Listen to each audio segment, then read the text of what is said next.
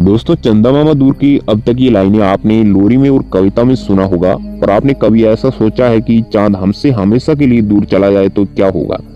चांद पृथ्वी से दूर चला जाए या सौरमंडल से बाहर निकल जाए तो सबसे पहले लोग ये कहना बंद कर देंगे कि तुम्हारा चेहरा चांद की तरह खूबसूरत है। चांद से संबंधित सभी त्योहार खत्म हो जाएंगे। अगर नहीं हुए तो किस ग्रह को देखकर लोग वह पर्व मनाएंगे? न फुल मून होगा और न चंद्र ग्रहण, लेकिन चांद के दूर जाने से पृथ्वी पर क्या असर होगा? तो आइए जानते हैं हम इसी वीडियो में। तो दोस्तों, मैं हूं आपका दोस्त अशोक सांचोरी और आप देख रहे हो मीडिया हिस्ट्री 101 यूट्यूब चैनल।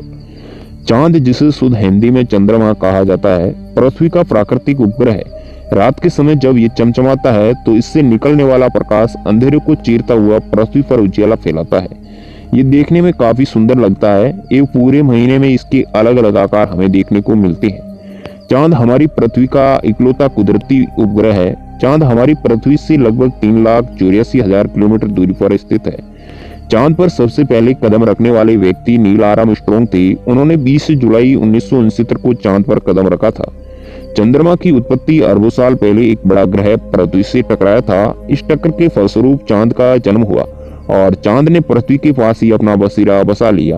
और चांद पथरीला और इसके चारों तरफ बेहद पतली गैसें की परतें हैं और चांद की सतह पर चारों तरफ गड्ढे ही गड्ढे नजर आते हैं। चांद के जाते ही रातें ज्यादा अंधेरी होगी, क्योंकि सूरज से पड़ने वाली रोशनी की चमक की वजह से चांद चमकता है और उसकी रोशनी से पृथ्वी पर रातों में एक सुकून देने वाली रोशनी रहती है। सौरमंडल में सबसे चमकीला शुक्र ग्रह है, लेकिन जब पूर्णिमा की रात होती है तब चांद उससे 1000 गुना ज्यादा चमकता है। चांद की वजह से धरती अपनी धुरी पर 23.5 डिग्री के झुकाव पर टिकी हुई है और इसकी वजह से मौसम में बदलाव आता है। अगर चांद ही नहीं रहा तो मौसम का बदलाव नहीं होगा। दोनों ग्रहों के बीच गुरुत्वाकर्षण शक्ति का एक खिंचाव बना है। असल में 300 करोड़ साल पहले चांद पृथ्वी के बहुत नजदीक था, लेकिन धीरे धीरे वह दूर चला गया। फिलहाल चांद पर्याप्त दूरी पर है, जिसकी वजह से पृथ्वी पर बहुत सी चीजें बेहतर हो रही है। हमारी पृथ्वी को चांद हजारों सालों से नियंत्रित कर रखा है। समुद्र की खूबसूरती उसकी लहरों से होती है। चांद के दूर जाते ही समुद्र की लहरें खत्म हो जाएगी या उनका बनना और ऊंचाई कम हो जाएगी। वैज्ञानिक का अनुमान है कि चांद के गायब होते ही या दूर जाते ही अभी जितनी ऊंची लहरें उठती है वो आधी ऊंचाई की तरह रह जाएगी। कम से कम सर्फिंग का खेल खत्म हो जाएगा।